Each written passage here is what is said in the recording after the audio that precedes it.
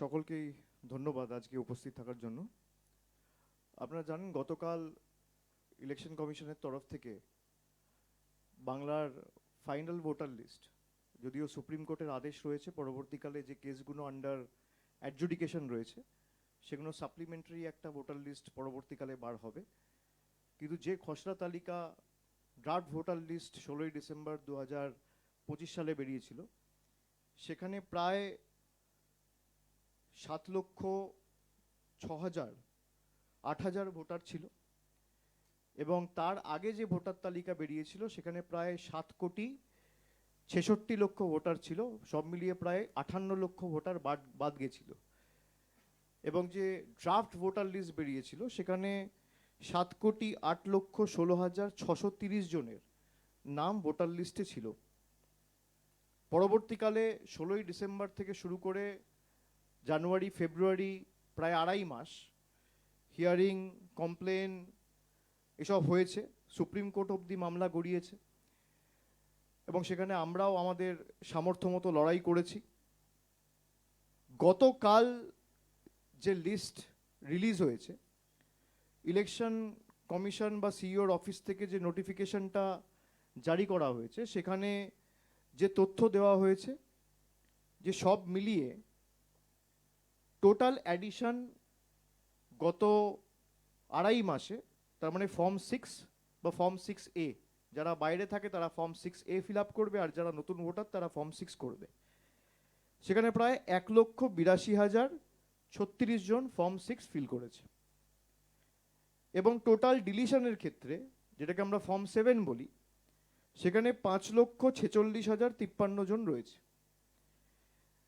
আমি আপনাদের অনুরোধ করব যে ইলেকশন কমিশনের বা সিইও ওয়েস্ট বেঙ্গলের যে টুইটার হ্যান্ডেল রয়েছে সেই টুইটার হ্যান্ডেলে একটা বুলেটিন জারি করা হয়েছিল 19শে জানুয়ারি 2026, এবং 19শে জানুয়ারি শেষ দিন ছিল ফর্ম 7 জমা দেওয়ার ক্ষেত্রে। খুব সম্ভবত 14 বা 15 তারিখ অবধি ছিল, তারপরে ওরা একটা নোটিফিকেশন করে আরও 4 দিন বাড়িয়েছিল। যখন বাঁকুড়ায় বিজেপির একটা গাড়ি ধরা পড়ে ফর্ম 7 বোঝাই অবস্থায়, 7-8 হাজার ফর্ম 7 জমা দেওয়ার একটা চক্রান্ত চলছিল, এটা করতে না পারায় ইলেকশন কমিশন বিজেপিকে সুবিধা করিয়ে দেওয়ার জন্য আরও 4 দিন সময়সীমা বাড়িয়েছিল, এবং 19 জানুয়ারি লাস্ট ডেট ছিল ফর্ম 7 জমা দেওয়ার ক্ষেত্রে।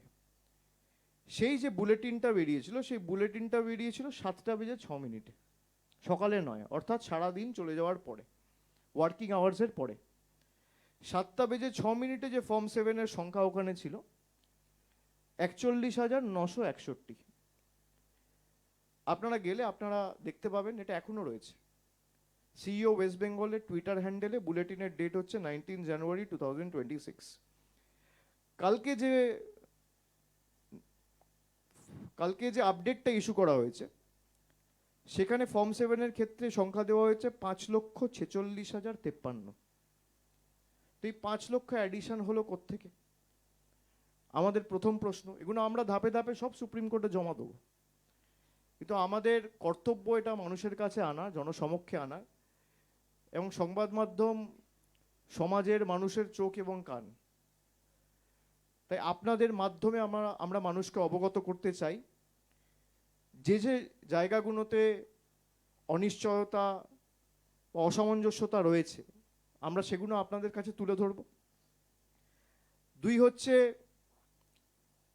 প্রথম যখন ড্রাফট লিস্ট বেরিয়েছিল তখন আপনারা জানেন যে লজিক্যাল ডিসক্রিপেন্সি বলে কোনো ক্যাটেগরি ছিল না। এসআইআর এর যে নোটিফিকেশন 27শে অক্টোবর ইস্যু করা হয়েছিল, এবং বলা হয়েছিল বাংলায় এসআইআর শুরু হবে, ইনিউমারেশন ফর্ম বিলি করা হবে নভেম্বর মাসের 4 তারিখ থেকে। সেখানে লজিক্যাল ডিসক্রিপেন্সির কোনো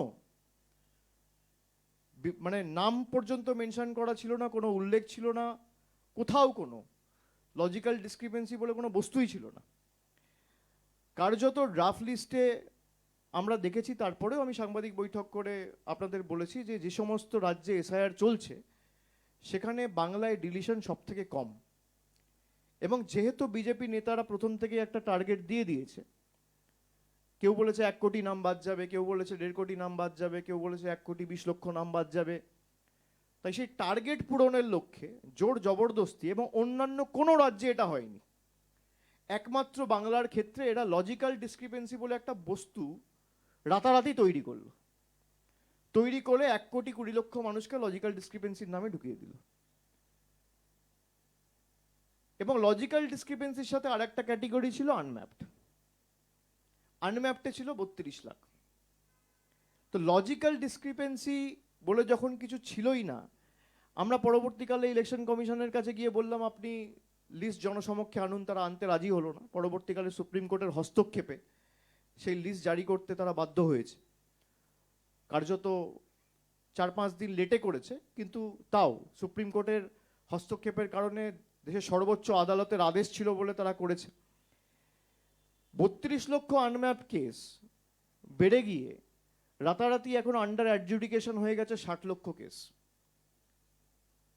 যে সমস্ত কেস, আমি জানি না যারা এখানে সাংবাদিকরা উপস্থিত রয়েছেন আপনারা ভিতরে ঢুকে সাবজেক্ট বুঝে নির্বাচন কমিশন বা সিইওর অফিসে প্রশ্ন এখনো কেন করেননি। সুপ্রিম কোর্টে স্পষ্টত বলা হয়েছিল যে অমীমাংসিত যে কেসগুলো রয়েছে সেইগুলো জুডিশিয়াল অফিসারদের কাছে যাবে। 21 তারিখ রাত্রে ইআরওদের পোর্টাল বন্ধ করে দেওয়া হয়, ফ্রিজ করে দেওয়া হয় 21শে ফেব্রুয়ারি। এবং 21 তারিখের রাত্রের পর থেকে যে কেসগুলো 21 তারিখ অবধি হয়ে গেছে সেগুলো নিয়ে আর প্রশ্ন থাকবে না। 21 তারিখের পর থেকে যে কেসগুলো অমীমাংসিত রয়েছে সেই কেসগুলো জুডিশিয়াল অফিসারদের কাছে পাঠানো হবে, তারাই ফাইনাল অথরিটি। স্পষ্ট নির্দেশ ছিল। আপনারা যদি ঠিকমতো খোঁজ নেন, যারা এসআইআর এ যুক্ত, সিইও অফিসে যারা রয়েছে বা ইআরও যারা রয়েছে বা ডিইও হিসেবে যারা কাজ করছে বা এই ইআরও হিসেবে প্রত্যেকটা বিধানসভায় 20 জন 25 জন ইআরও রয়েছে, এমনকি বিএলও যারা রয়েছে, প্রায় 1 লক্ষ লোক তো এসআইআর এ কাজ করছে নির্বাচন কমিশনের অধীনে সুপ্রিম কোর্টের অর্ডারে। 14 লক্ষ কেস ছিল অমীমাংসিত। আমি আবার বলছি সংখ্যাটা 14 লক্ষ। এমন 14 লক্ষ কেস ছিল অমীমাংসিত, বাকিগুলো সব তার নিষ্পত্তি হয়ে গেছিল। ইআরও এইআরও লেভেলে তারা সমাধান বা প্রতিকার করেছিল, কোনটা ইনএলিজেবল আর কোনটা এলিজেবল তারা ঠিক করেছিল। তারাই কোয়াসি জুডিশিয়াল অথরিটি, তারাই ফাইনাল অথরিটি, তারাই ঠিক করেছিল। কোন জাদুকাঠির বলে রাতারাতি 1 সপ্তাহের মধ্যে এই 14 লক্ষ কেস বেড়ে 60 লক্ষ হলো। যার মীমাংসা হয়ে গেছে 21 তারিখে পোর্টাল ফ্রিজ হওয়ার আগে অবধি, সেই কেসগুলো কার অঙ্গুলি হেলনে, জোর জবরদস্তি, কাদের কথায়, কাদের অঙ্গুলি হেলনে, কাদের চাপে, কাদের বশ্যতা স্বীকার করে এই বাড়তি 46 লক্ষ কেস আপনি আন্ডার অ্যাডজুডিকেশনে ঢোকালেন। এটা আমার দ্বিতীয় প্রশ্ন। আমার তৃতীয় প্রশ্ন, কালকে আমি দেখলাম সিইওকে আপনারা প্রশ্ন করেছেন, উনি বলছেন কারোর নাম যদি বাদ গিয়ে থাকে বা কাউকে যদি মৃত দেখিয়ে দেওয়া হয় ছোটখাটো ব্যাপার। 160 জন মারা গেছে, ওনার কাছে ছোটখাটো ব্যাপার। অন্তঃসত্ত্বা মহিলাকে 7 ঘন্টা 8 ঘন্টা লাইনে দাঁড় করিয়ে রাখছে, ওনার কাছে ছোটখাটো ব্যাপার। 80 বছরের বয়স্ক মানুষ, 85 বছরের মহিলা স্ট্রেচারে করে হিয়ারিংয়ে নিয়ে আসতে হয়েছে, ওনার কাছে ছোটখাটো ব্যাপার। আমার কাছে লিস্ট রয়েছে, আমি কাল রাত থেকে এক ডাকে অভিষেকে ফোন পেয়েছি, 243 জন আমাকে ফোন করেছে। আপনাদের এই লিস্ট আমি দিয়ে দেবো। এই 243 জন বেঁচে রয়েছে, সবাইকে মৃত দেখিয়ে দেওয়া হয়েছে। এখনো পর্যন্ত আমি যে খবর পেয়েছি সংখ্যাটা তো বাড়বে, কমবে না। এখনো তো 24 ঘন্টা হয়নি, কাল সারাদিন ওয়েবসাইট জ্যাম ছিল। এখনো পর্যন্ত 243 জন এমন রয়েছে বাংলা এবং বিভিন্ন জেলা জুড়ে। কারোর দক্ষিণ 24 পরগনায় বাড়ি, কারোর উত্তর 24 পরগনায় বাড়ি, কারোর নদিয়ায় বাড়ি, কারোর বর্ধমানে বাড়ি, কারোর কুচবিহারে বাড়ি। এত লোককে মৃত দেখিয়ে দেওয়া হলো রাতারাতি, ওনার কাছে ছোটখাটো ব্যাপার। ভারতের জন্য বিশ্বকাপ এনেছে দেশের মহিলা ক্রিকেট টিম, এবং যার অবদান সব থেকে বেশি বাংলার রিচা ঘোষ, তাকে দিয়ে দেওয়া হয়েছে আন্ডার অ্যাডজুডিকেশন। মনোজ আগারওয়ালের জন্য ছোটখাটো ব্যাপার। তাহলে ওয়ার্ল্ড কাপ ট্রফিটাও তো আন্ডার অ্যাডজুডিকেশন, তাই নয় কি? অমর্ত্য সেনকে আপনি হিয়ারিং নোটিশ পাঠাচ্ছেন, তাহলে নোবেল প্রাইজটাও তো আন্ডার অ্যাডজুডিকেশন। মোহাম্মদ শামিকে আপনি হিয়ারিং নোটিশ পাঠাচ্ছেন, তার অবদানের কারণে জেতা ওয়ার্ল্ড কাপও তো তাহলে আন্ডার অ্যাডজুডিকেশন। রাজ্য সরকারের মন্ত্রী, আমি সকালে উঠে শুনছি শশী পাজা, তার নাম আন্ডার অ্যাডজুডিকেশন। রাজ্য সরকারের চিফ সেক্রেটারি, তার নাম আন্ডার অ্যাডজুডিকেশন। ঠিক করবে কে? নরেন্দ্র মোদী, অমিত শাহ আর জ্ঞানেশ কুমার, যারা দশকের পর দশক এই বাংলায় রয়েছে। তাদের ভোটাধিকার, মৌলিক অধিকার কেড়ে নেওয়া, খালি ভোট দেয়নি বলে বিজেপিকে। এরকম একাধিক প্রশ্ন তো আমাদের রয়েছে। আমি খালি আপনাদের একটা ভিডিও দেখাবো, ভিডিওটা চালাও। हम पहले डिटेक्ट करेंगे, डिलीट करेंगे और फिर डिपोर्ट करेंगे। यारे যদি 50 লাখ বাদ যায়, এখানে 1,25,00,000 বাদ যাবে। ममता बनर्जी 1 करोड़ घुसपैठिए के नाम बंगाल की वोटर लिस्ट में है। उन्होंने धोकर इन सब इन्फिल्ट्रेटर्स को भारत का नागरिक बना दिया। এসআইআরে কমপক্ষে 1,20,00,000 মানুষ বাদ যাবে। 1 লক্ষ কেন 2 লক্ষ বাদ যেতে পারে। মারু করা हम पहले আমি অনুরোধ করব সংখ্যাটা মন দিয়ে শুনুন। करेंगे और फिर डिपोर्ट करेंगे। ইয়ারে যদি 50 লাখ বাদ যায়, এখানে 1,25,00,000 বাদ যাবে। ममता बनर्जी 1 करोड़ घुसपैठिए के नाम बंगाल की वोटर लिस्ट में है। उन्होंने धोकर इन सब इन्फिल्ट्रेटर्स को भारत का नागरिक बना दिया। এসআইআরে কমপক্ষে 1,20,00,000 মানুষ বাদ যাবে। 1 লক্ষ কেন 2 লক্ষ বাদ যেতে পারে। মারু করা আপনারা দেখলেন এই ভিডিও, কোনো আমার কথা না, তৃণমূলের কোনো নেতার কথা নয়। রাজ্যের বিরোধী দলনেতা শুভেন্দু অধিকারী, তিনি এসআইআর হওয়ার আগে, সংখ্যাটা এই কারণে আপনাদের সবাইকে বললাম মনোযোগ দিয়ে শুনুন, তিনি বলছেন 1,25,00,000 নাম বাদ যাবে। শান্তনু ঠাকুর বলছেন 1,20,00,000 নাম বাদ যাবে। এবার আপনাদের দেখাই, অমিত শাহ বলে না ক্রোনোলজি সমঝো, আপনারা ক্রোনোলজি বুঝুন। 58 লক্ষ নাম প্রথমে বাদ দেওয়া হলো। কালকে দেখানো হয়েছে যে ফর্ম 7-এর মাধ্যমে 5,48,000, মানে 5.5 লক্ষ। তাহলে 58 লক্ষ আর প্রায় 6 লক্ষ যদি আমি ধরি, তাহলে কত হলো? 64 লক্ষ। 6,06,675 under adjudication. Sorry, 60,06,675 under adjudication. তার মানে 64 আর 60 কত হলো? 1,24,00,000। শুভেন্দু অধিকারী বলেছে 1,25,00,000। শান্তনু ঠাকুর বলেছে 1,20,00,000। এটা আমার কথা নয়, টার্গেট অনেক আগে সেট করে দেওয়া হয়েছে। এই অপদার্থগুলো তো বিজেপি নেতাদের 200 টার্গেট পার করতে পারে না। তাই গরিব মানুষকে অস্বস্তিতে ফেলা, তাদের টর্চার করা, তাদের হয়রানির শিকার হওয়া, তাদেরকে লাইনে দাঁড়িয়ে ব্যতিব্যস্ত করা, তাদের মৌলিক অধিকার কেড়ে নেওয়া, ভোটাধিকার কেড়ে নেওয়া, টার্গেট অনেক আগে সেট হয়ে গেছিল। আমরা কেন বলেছিলাম যে যখন বেরোবে আপনারা মিলিয়ে নেবেন যে আলটিমেটলি এই নির্বাচন কমিশন, দেশের জাতীয় নির্বাচন কমিশন হচ্ছে বিজেপির সহকারী সংস্থা। বিজেপির অঙ্গুলি হেলনে জ্ঞানেশ কুমার চলছে। আপনি আমার বিরুদ্ধে মামলা করুন, আমি লড়ে নেব, আমার রাইট হবে তো, আমি সুপ্রিম কোর্টে গিয়ে নিজে লড়াই করতে পারবো। আপনি করুন না, আমি একাধিক প্রমাণ দিয়ে দেবো।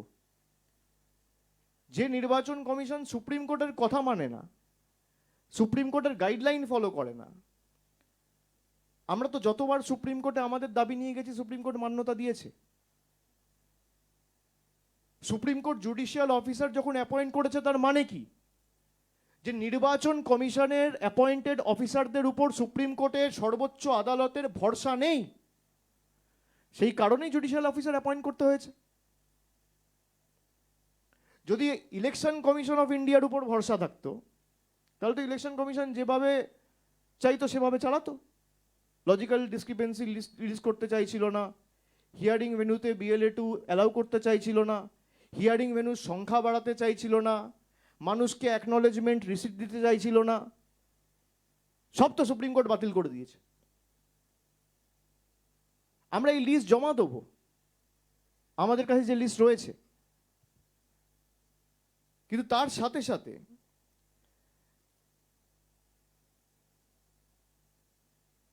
আমি যেমন আপনাদের বললাম রিচা ঘোষের কথা, শশী পাঁজার কথা, এরকম একাধিক, যেমন আমাদের রাজ্যসভার আরেকজন প্রতিমন্ত্রী রয়েছে গোলাম রাব্বানি, তার নাম আন্ডার অ্যাডজুডিকেশন দেওয়া হয়েছে। এছাড়া আমডাঙ্গার 3 বারের বিধায়ক রফিকুর রহমানের নাম আন্ডার অ্যাডজুডিকেশন দেখানো হয়েছে। কুমারগঞ্জের বিধায়ক তোরাফ হোসেনের নাম আন্ডার অ্যাডজুডিকেশন দেখানো হয়েছে। চণ্ডীতলার বিধায়ক আকবর আলী খন্দকার তৃণমূলের জন্মলগ্ন থেকে তৃণমূলের সাথে ছিল, তিনি আজকে আমাদের মধ্যে নেই, শ্রীরামপুরের MP ছিল। সেই আকবর আলী খন্দকারের স্ত্রী চণ্ডীতলার বিধায়ক সদস্যা সাথী খন্দকারের নাম আন্ডার অ্যাডজুডিকেশন দেখানো হয়েছে। বীরভূমের জেলা পরিষদের সভাধিপতি কাজল শেখের নাম আন্ডার অ্যাডজুডিকেশন দেখানো হয়েছে। সন্দেশখালী 1 নম্বর ব্লকের বর্তমান BDO সায়ন্তন সেন, তার নাম আন্ডার অ্যাডজুডিকেশন দেখানো হয়েছে। ময়নাগুড়ির কর্মরত BDO প্রসেনজিৎ কুন্ডুর নাম আন্ডার অ্যাডজুডিকেশন দেখানো হয়েছে। এরকম একাধিক কেস। এবং আমি আপনাদের প্রথমেই যেটা বললাম যে 19শে জানুয়ারির যে নোটিফিকেশনটা বা বুলেটিনটা, এটার সাথে যদি আপনারা কালকের প্রেস রিলিজটা ম্যাচ করে দেখেন, যেখানে দিনের শেষে ওরা বলেছিল 41,000 ফর্ম 7 পড়েছে, আর কালকে ওরা প্রেস রিলিজ করে নোটিফিকেশন ইস্যু করে বলছে যে ফর্ম 7-এর সংখ্যা 5,48,000। এটা আমি না, ওরা যে রিলিজ করেছে তার মধ্যে ব্র্যাকেটে ফর্ম 7 বলে লেখা রয়েছে, আপনারা নিশ্চয়ই সেটা দেখেছেন। ফর্ম 6-এ যদি আসি, মানে নতুন ভোটার, সেখানে আপনারা দেখবেন যে 19 তারিখের যে নোটিফিকেশনটা ছিল, 20 তারিখেও এর একটা নোটিফিকেশন করেছিল, আপনারা সেটাও দেখতে পারেন। সেখানে ফর্ম 6-এর সংখ্যা ছিল 6,33,762, 6,33,762। আর কালকে যে ফর্ম 6 দেখানো হয়েছে, সেখানে দেখানো হয়েছে টোটাল হচ্ছে 1,82,036। তাহলে 4 লক্ষ কোথায় গেল? 5 লক্ষ বাদ দেওয়া আর ফর্ম 6 থেকে 4 লক্ষ বাদ দেওয়া, এখানেই তো 9 লক্ষ ভোটের হেরফের হয়েছে। আমি আপনাদের যেটা বলেছিলাম যে এই একই জিনিস এরা মহারাষ্ট্রে করেছে, একই জিনিস এরা হরিয়ানায় করেছে, একই জিনিস এরা দিল্লিতে করেছে। আমি ইলেকশন কমিশনের বাইরে দিল্লিতে বলেছিলাম যে ভোটের চুরি ভোটার লিস্টে হচ্ছে। এই এদের চুরি যদি অন্য রাজনৈতিক দলগুলো আটকাতে পারতো, কোথাও আজকে বিজেপি ক্ষমতায় থাকতো না। এটা মানুষের ম্যান্ডেটে আসেনি, কারচুপি করে এসেছে, চুরি করে এসেছে। এই কারণেই SIR-কে আমরা বলেছিলাম সাইলেন্ট ইনভিজিবল রিগিং, চুপি চুপি ভোটের কারচুপি। 1, 2, 4টে কেস তো নয়, এখনো 24 ঘন্টা হয়নি, আমার কাছে 242 জন ফোন করেছে, 1000 হবে। লোক বেঁচে রয়েছে, আপনি দেখিয়ে দিচ্ছেন মৃত। আপনার এত গায়ে জ্বালা কেন? এক একটা জেলা থেকে আমি যদি আপনাদের কাছে আন্ডার অ্যাডজুডিকেশন এখন লিস্টটা খালি দেখি, কুচবিহারে আন্ডার অ্যাডজুডিকেশন 2,38,000, মানে ভোটার লিস্টে উপস্থিত থাকা মানুষের প্রায় 10% মানুষ। উত্তর দিনাজপুরে 4,80,000, ভোটার লিস্টে নাম রয়েছে 21 লক্ষ, মানে প্রায় 30%। মালদায় ভোটার লিস্টে নাম রয়েছে 29 লাখ, আন্ডার অ্যাডজুডিকেশন প্রায় 8.5 লাখ, মানে 40%। 40% ভোটারকে আপনি বাতিল করতে চাইছেন। মালদার ক্ষেত্রে মুর্শিদাবাদ 54 লক্ষ ভোটার লিস্টে নাম রয়েছে, আন্ডার অ্যাডজুডিকেশন 11,01,000, মানে প্রায় 20%-এর উপরে। উত্তর 24 পরগনা 75 লক্ষ ভোটার রয়েছে, আন্ডার অ্যাডজুডিকেশন প্রায় 6 লক্ষ। দক্ষিণ 24 পরগনা প্রায় 5.5 লক্ষ, 5,22,000। পূর্ব বর্ধমান প্রায় 3,65,000। আন্ডার অ্যাডজুডিকেশন এগুলো কারা ঠিক করেছে? সুপ্রিম কোর্টের অর্ডারের পরে জুডিশিয়াল অফিসারদের ডেকে তাদেরকে এসওপি তৈরি করে দেওয়া হচ্ছে। সুপ্রিম কোর্ট তো এসওপি তৈরি করতে বলেনি। সুপ্রিম কোর্ট বলেছে যে একটা বৈঠক হবে, সেই বৈঠকে নির্বাচন কমিশনের প্রতিনিধি থাকবে, রাজ্যের প্রতিনিধি থাকবে, চিফ সেক্রেটারি থাকবে, রাজ্য পুলিশের ডিজি থাকবে। তারা ঠিক করবে নিজেদের মধ্যে আলোচনা করে, in consultation with the chief justice of Kolkata high court, যে কেসগুলো আন্ডার অ্যাডজুডিকেশন রয়েছে সেগুলো টাইম বাউন্ড ম্যানারে কিভাবে শেষ করা যায়। তারা এসওপি করে দিচ্ছে যে আধার চলবে না, বিবাহিত মহিলাদের ক্ষেত্রে আধার নেওয়া হচ্ছে না। সুপ্রিম কোর্ট অনেক আগে, প্রায় 7 মাস আগে যখন এসআইআরটা নিয়ে চ্যালেঞ্জ হয়েছিল, তখন বলেছিল আধার আইডেন্টিটি হিসেবে ব্যবহার হতে পারে, কিন্তু নাগরিকত্বের ক্ষেত্রে আধার ব্যবহার করা যাবে না। যাদের অলরেডি ড্রাফট লিস্টে নাম রয়েছে তাদের তো নাগরিকত্ব নিয়ে প্রশ্ন নেই, তাদের ন্যাশনালিটি তো এস্টাবলিশড।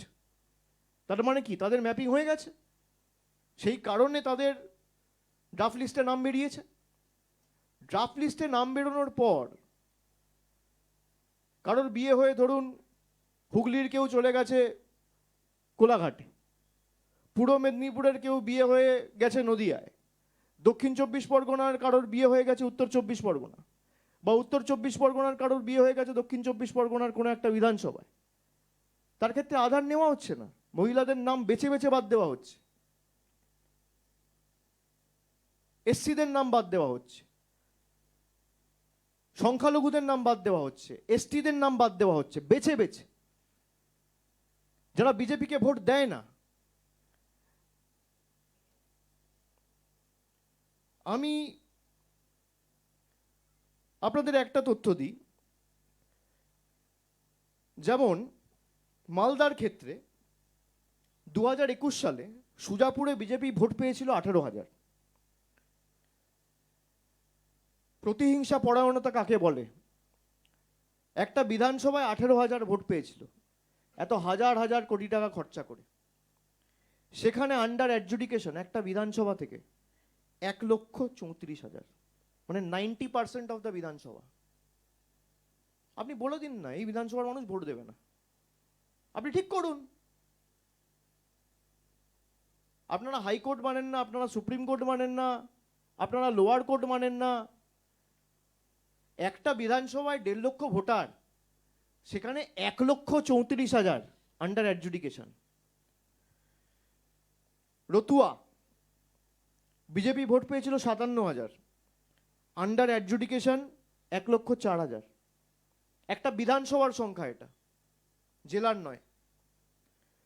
মালতীপুর বিজেপি ভোট পেয়েছিল 36,156, under adjudication 94,737।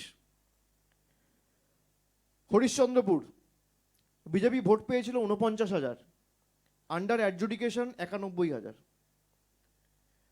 Mothabari BJP vote পেয়েছিল 43,000, আন্ডার অ্যাডজুডিকেশন প্রায় 80,000।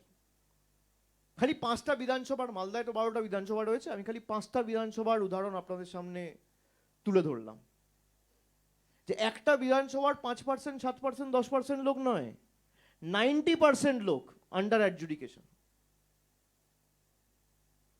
এটা কোন পর্যায়ে দেশটাকে নিয়ে গেছে? আর এটা একমাত্র বাংলায় হচ্ছে। আর যেখানে এসআইআর হচ্ছে সেখানে কিন্তু এত নিয়ম, এত রেস্ট্রিকশন, এই বৈমাতৃসুলভ আচরণ বা বৈষম্য কিন্তু নেই, একমাত্র বাংলার ক্ষেত্রে প্রযোজ্য। এটা আমি মালদার ক্ষেত্রে দিলাম। এবার আপনাদের মুর্শিদাবাদের 5টা বিধানসভা বলি। রঘুনাথগঞ্জ বিজেপি ভোট পেয়েছিল 27,000, আন্ডার অ্যাডজুডিকেশন 1,15,000 একটা বিধানসভা থেকে। ভগবান গোলা বাই ইলেকশন হয়েছিল, তৃণমূল জিতেছিল, বিজেপি ভোট পেয়েছিল 18,490। বদলা নিতে 1,10,000 মানুষকে আন্ডার অ্যাডজুডিকেশন রাখা হয়েছে। শামশেরগঞ্জ 1,08,400 লোককে আন্ডার অ্যাডজুডিকেশন রাখা হয়েছে। সুতি 1,04,980 জনকে আন্ডার অ্যাডজুডিকেশন দেখানো হয়েছে। লালগোলা 1,00,000 মানুষকে আন্ডার অ্যাডজুডিকেশন দেখানো হয়েছে। কোনোটা 80% অফ দ্য বিধানসভা, কোনোটা 78%, কোনোটা 75%, কোনোটা 70%, কোনোটা 60%। একটা বিধানসভায় মেরে কেটে 1.5 থেকে 2 লাখ লোক থাকে।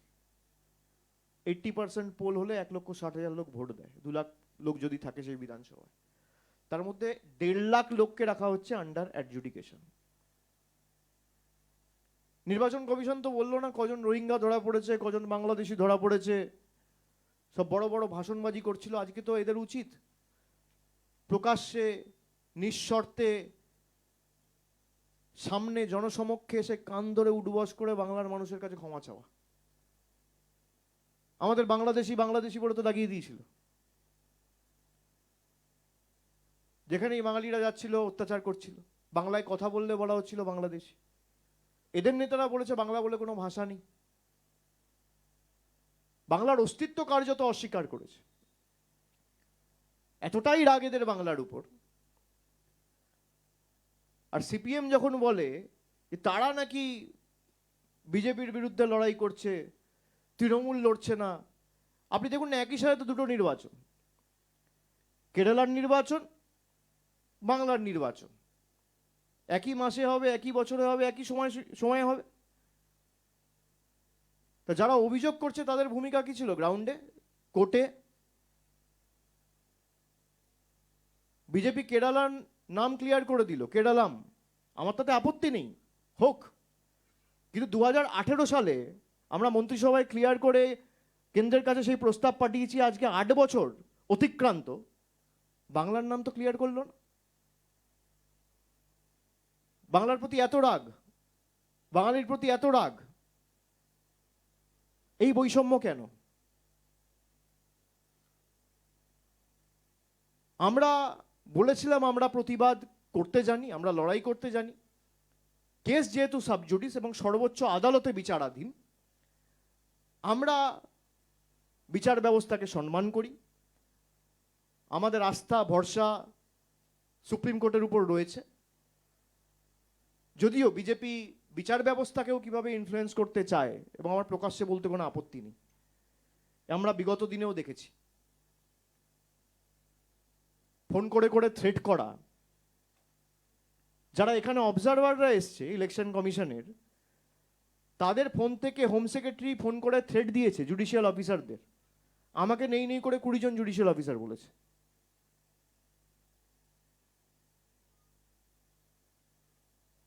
কে এখতিয়ার দিয়েছে? খুব গায়ে লেগেছে। 2024-এ হেরেছেন, 2023-এর পঞ্চায়েতে হেরেছেন, 22-এর পুরসভায় হেরেছেন, 24 থেকে 25 অব্দি যে 12টা উপনির্বাচন হয়েছে সবকটায় হেরেছেন, 21-এ হেরেছেন। 26-এ আপনাদের আসন সংখ্যা 50-এর নিচে যাবে। আমি 1 বছর আগে যা বলেছিলাম আজও তাই বলছি। এসআইআর করুন আর এফআইআর করুন, দম থাকলে মানুষের ময়দানে বিচার হবে, জনগণের আদালতে বিচার হবে। আসুন, কোর্টেও আপনাদের ষড়যন্ত্র ধোপে টেকেনি, আর মানুষের ময়দানেও জনগণের ময়দানেও টিকবে না।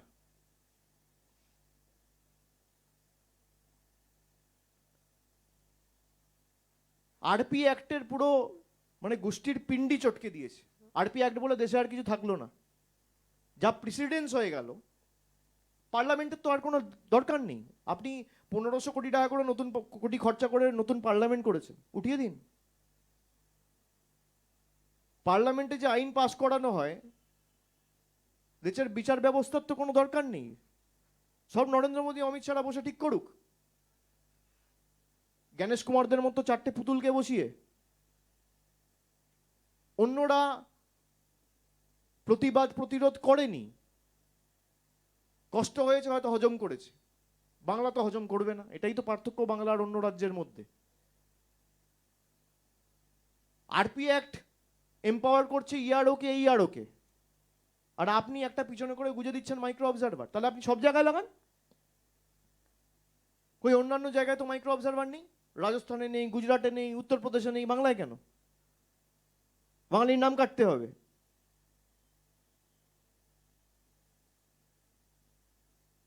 এদের যা পরিণতি 21-এ হয়েছিল, তার থেকে আরো করুণ পরিণতি 26-এর বিধানসভা ভোটে হবে। আর আমরা তো বারে বারে বলে এসেছি যে আপনি সময় নিয়ে করুন না। এই 2 মাসের প্রক্রিয়া তো টানতে টানতে 4 মাস লাগলো, তাও এখনো লিস্ট বেরোয়নি। আপনি 2 বছর ধরে এসআইআর করতেন, কেউ তো বারণ করেনি। আপনি যাদেরকে আন্ডার অ্যাডজুডিকেশন রেখেছেন, এদের ভোট তো আপনিও পেয়েছেন। তাদের নাম যদি ডিলিট হয়, তাদের নাগরিকত্ব যদি অবৈধ হয়, আপনার পদও, প্রধানমন্ত্রী পদও তো অবৈধ, দেশের কেন্দ্রের সরকার তো অবৈধ। আমাদের তো নির্বাচন এমনি 26 সালে হবে। আপনি যে 3 বছর থাকবেন, তাহলে আপনি অবৈধ, আপনার এক্সপায়ারি ডেট তো হয়ে গেছে, আপনি তো ছাড়ছেন না। মানুষ অবৈধ, আপনি বৈধ, বাহ। বাংলায় 60 কোটি লোক যদি আন্ডার অ্যাডজুডিকেশন থাকে, আপনার প্রধানমন্ত্রিত্ব পদও আন্ডার অ্যাডজুডিকেশন থাকা উচিত।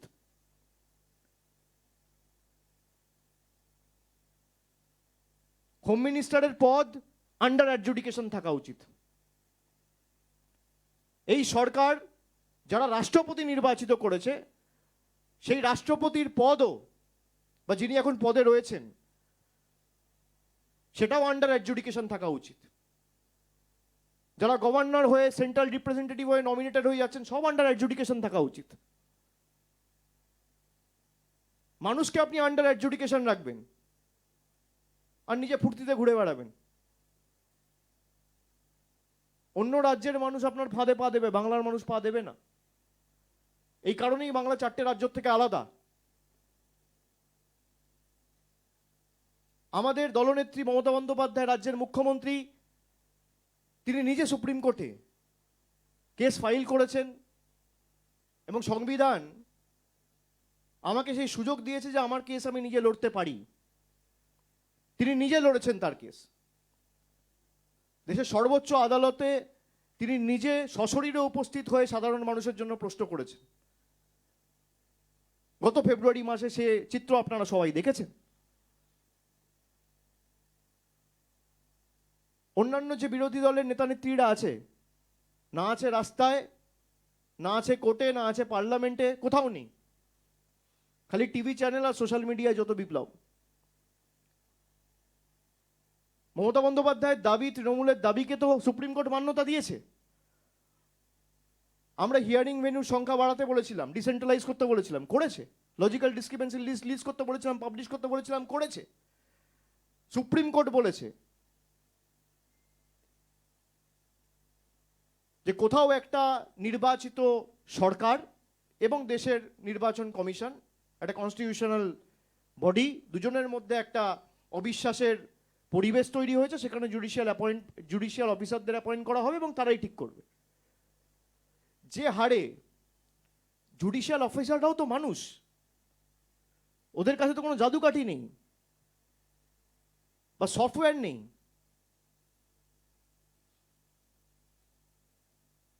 ষাট লক্ষ কেস যদি আন্ডার অ্যাডজুডিকেশন থাকে, সব মিলিয়ে খুব বেশি হলে 500 জুডিশিয়াল অফিসার কাজ করছে। একদিনে 20 থেকে 30টা করে কেস যদি করা হয়, তাহলে 500 জুডিশিয়াল অফিসার খুব বেশি হলে দিনে 10 থেকে 15,000 কেস করবে। আমি 20,000 ধরে নিলাম। তাহলে 60 লক্ষ কেস ক্লিয়ার করতে কতদিন লাগবে? নেই করে 4 মাস। এটা মার্চ, এপ্রিল, মে, জুন। তাহলে ইলেকশন হবে কি করে? বিজেপি চায় না ইলেকশন হোক। বিজেপির একটা অংশ বিচার ব্যবস্থাকে ব্যবহার করে নির্বাচন পেছাতে চায়। তার কারণ এরা জানে যদি নির্বাচনে যাই ভোকাট্টা হয়ে যাব। বিজেপির মিছিল মিটিংগুলো দেখুন না, এসআইআর ওখানে হয়েছে, যত ডিলিশন ওখানে, যাও 2-4 জন ছিল, কেউ নেই।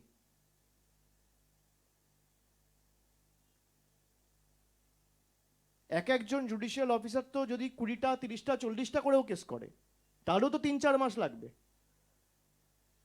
আর নির্বাচন প্রক্রিয়া যদি আপনাকে 5 তারিখের মধ্যে মে মাসের কমপ্লিট করতে হয়, তাহলে আপনাকে খুব বেশি হলে 20 তারিখের মধ্যে নির্বাচন ঘোষণা করতে হবে। আজকে 1 তারিখ, 20 দিনের মধ্যে কি 60 লক্ষ কেস ক্লিয়ার করা যায়? কোন জাদুকাঠি আছে? 500 লোক মিলে দিনে খুব বেশি হলে, আচ্ছা 20টা করছে, আমি 50টা ধরছি, তাহলেও 25,000 কেস। 20 দিনে খুব বেশি হলে 7.5 লাখ কেস। 5 লাখ ছিল, আমি আরো 2.5 লাখ ধরলাম, 7.5 লাখ কেস, 60 লাখ কেস করতে হবে। প্রথমত এই যে 60 লাখ কেস পাঠানো হয়েছে এটাই অবৈধ। পাঠানোর কথা ছিল 14 লাখ কেস, পাঠিয়েছে 46 লক্ষ এক্সট্রা, 60 লাখ নিজের ইচ্ছা মতো। সুপ্রিম কোর্টের গাইডলাইনে অত্যন্ত স্পষ্টভাবে লেখা রয়েছে যে judicial officers will use their conscience. Judicial অফিসাররা নিজেদের বোধ, বুদ্ধি, বিবেক, জ্ঞান, নৈতিকতা ব্যবহার করে কেসগুলো ক্লিয়ার করবে।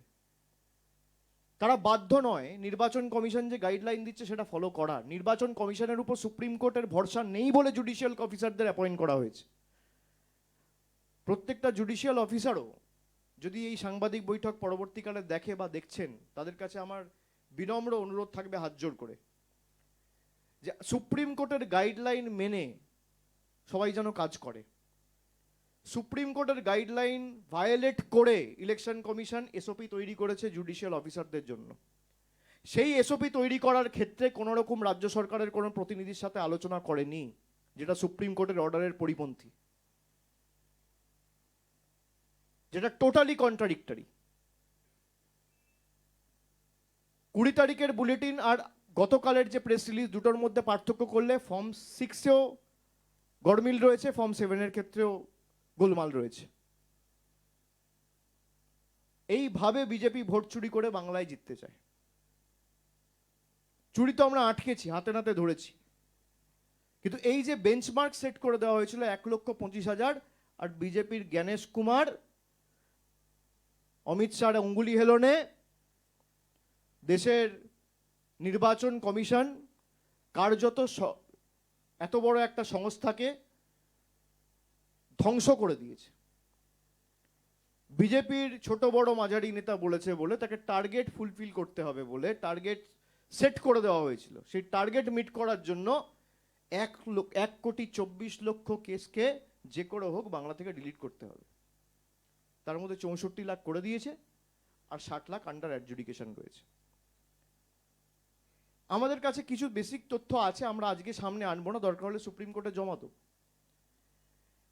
যেখানে আমরা যখন মিটিং করতে গেছিলাম জ্ঞানেশ কুমারের সাথে, তিনি স্পষ্টত বলেছিল, এবং আমাদের কাছে তার প্রুফ রয়েছে, যে যদি একবার কারো নাম ড্রাফট লিস্টে উঠে যায় তার নাম আর কোনোভাবে ডিলিট করা যাবে না, তার কারণ তার ম্যাপিং হয়ে গেছে, তার নাগরিকত্ব নেওয়ার প্রশ্ন নেই।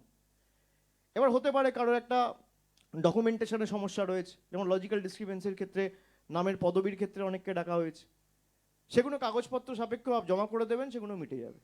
সে একটা প্যান কার্ড দেখিয়ে দেবে, বা কারোর কাছে পাসপোর্ট থাকলে পাসপোর্ট দেখিয়ে দেবে, বা অ্যাডমিট কার্ড থাকলে অ্যাডমিট কার্ড দেখিয়ে দেবে, জমি জায়গার কাগজ থাকলে সেটা দেখিয়ে দেবে, মিটে যাবে। নাম থাকার পরেও, ম্যাপিং হয়ে যাওয়ার পরেও যদি আপনি ডিলিট করেন, আপনি মিটিংয়ে যেগুলো বলেছিলেন জ্ঞানেশবাবু, সব কিন্তু তৃণমূলের হাতে রয়েছে। প্রকাশ্যেও আনবো, সুপ্রিম কোর্টেও জমা দেবো।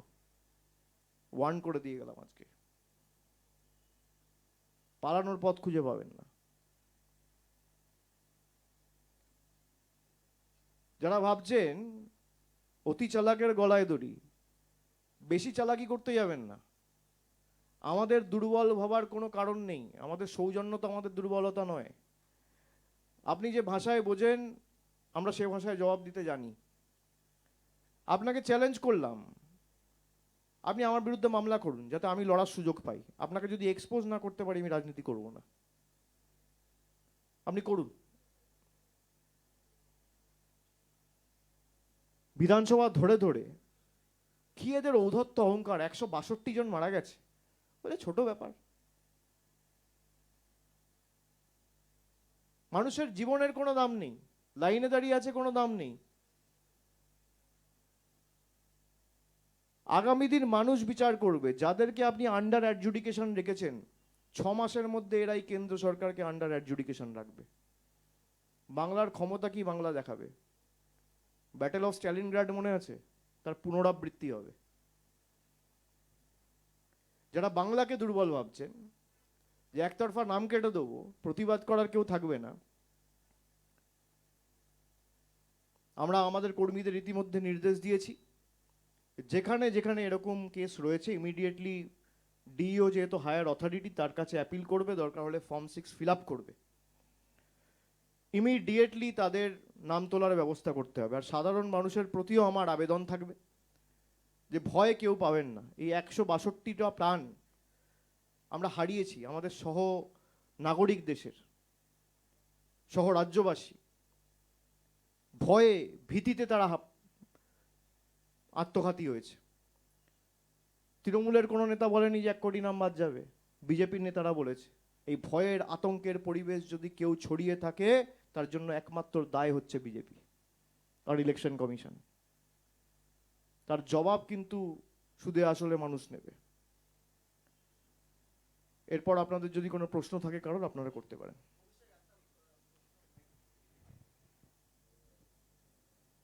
আচ্ছা, আমি তো অলরেডি অনেক কিছু বলে দিয়েছি, যদি এর বাইরে কিছু থাকে তাহলে করবেন। এই আমার প্রশ্ন হচ্ছে, অলরেডি তো বিচারাধীন এই বিষয়টা, এই নতুন ভোটারদের যারা অ্যাপ্লাই করেছিল 5 লাখের কাছাকাছি, কিন্তু 1 লাখের সামান্য বেশি নাম উঠেছে, এই বিষয়টাও কি আপনারা আদালতে তুলবেন? নিশ্চয়ই। আমি যা যা তথ্য আজকে আপনাদের সামনে তুলে ধরলাম, প্রতিটাই তথ্য যথা সময়ে সর্বোচ্চ আদালতের কাছে আমরা প্লেস করব। এটা তো আমাদের কর্তব্য, এটা তো supreme court monitored.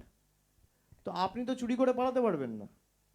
Election commission ভাবছে আমি একতরফা চুরি করে যা ইচ্ছা তাই করে যাবো, আমাকে ধরার কেউ নেই, তার কারণ আমার মাথার উপর নরেন্দ্র মোদী আর অমিত শাহর হাত রয়েছে।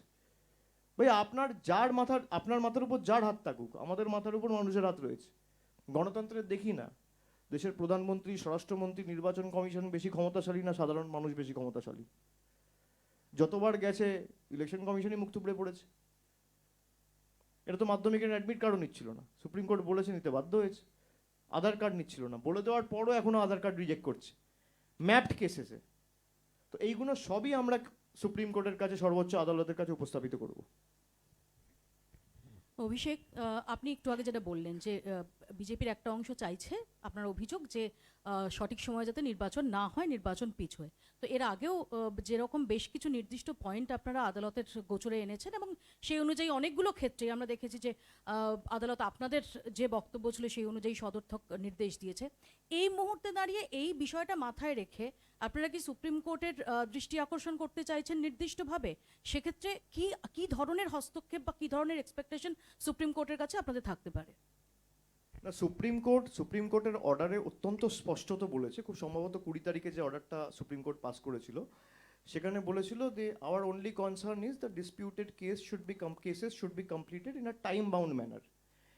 এবার আমার যতটুকু শেষ 10 দিনে দেখে মনে হয়েছে যে 500 জুডিশিয়াল অফিসার যদি এর সাথে যুক্ত থাকে এবং এক দিনে 20টা 30টা 40টা করে কেস তারা ক্লিয়ার করে, তাহলে 60, যদি 14 লক্ষ হতো তাহলে হয়তো 20 দিনে হয়ে যেত, যেটা অ্যাকচুয়ালি পাঠানোর কথা, কিন্তু তা তো পাঠায়নি। সেটাও আমরা মেনশন করব সুপ্রিম কোর্টে।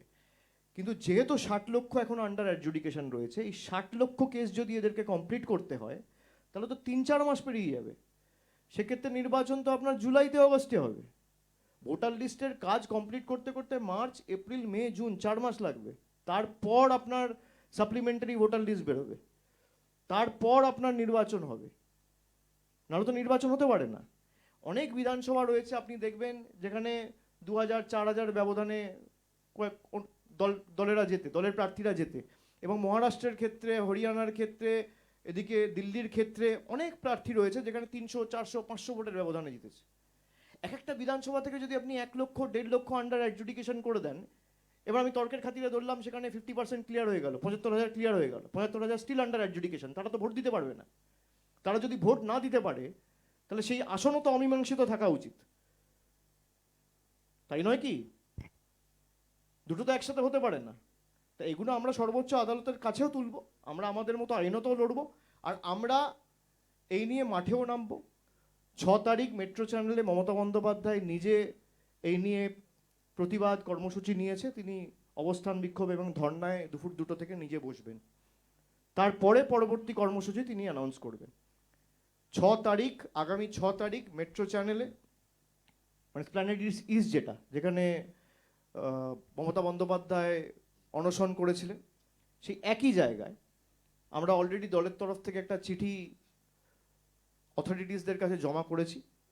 6 তারিখ দুপুর 2টোয় তিনি অবস্থান বিক্ষোভে বসবেন এবং সেখানে দলের সর্বস্তরের প্রতিনিধি, দূরে যারা রয়েছে আমি সবাইকে আসার জন্য অনুরোধ করব না, তার কারণ এসআইআর চলছে, এখন এই আগামী 10-15 দিনও খুব গুরুত্বপূর্ণ। কিন্তু কলকাতার আশেপাশে পার্শ্ববর্তী জেলায় যারা রয়েছেন তারা আসবেন নিজের এলাকা সামলে, এবং পরবর্তী দলের কর্মসূচি 6 তারিখ সেখান থেকে মমতা বন্দ্যোপাধ্যায় নিজে ঘোষণা করবেন। অভিষেক, আমি অনুপম, আকাশ বাংলা থেকে।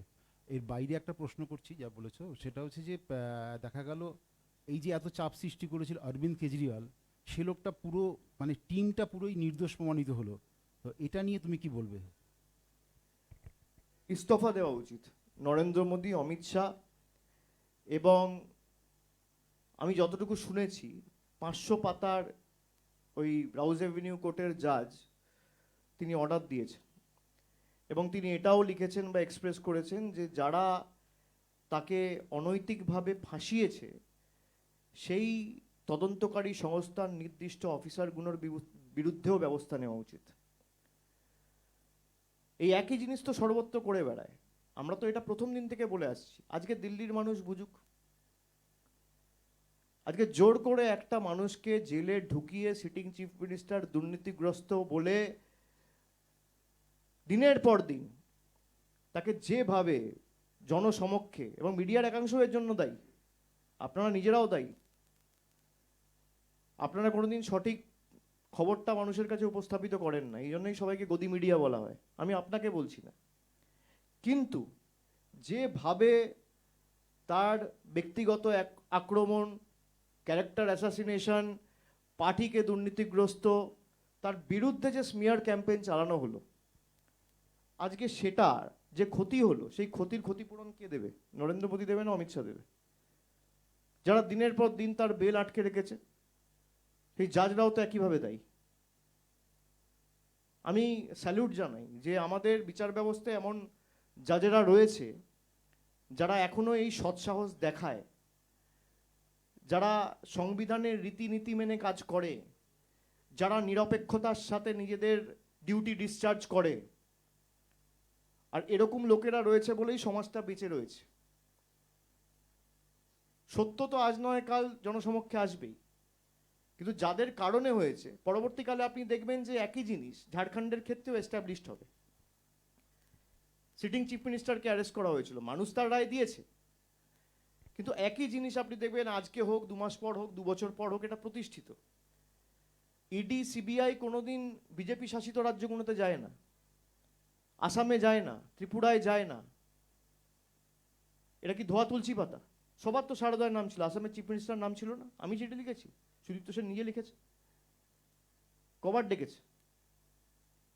যারা বিজেপিতে গেছে আপনি দেখুন, যাওয়ার পর একবার ইডি সিবিআই এদের ডেকেছে?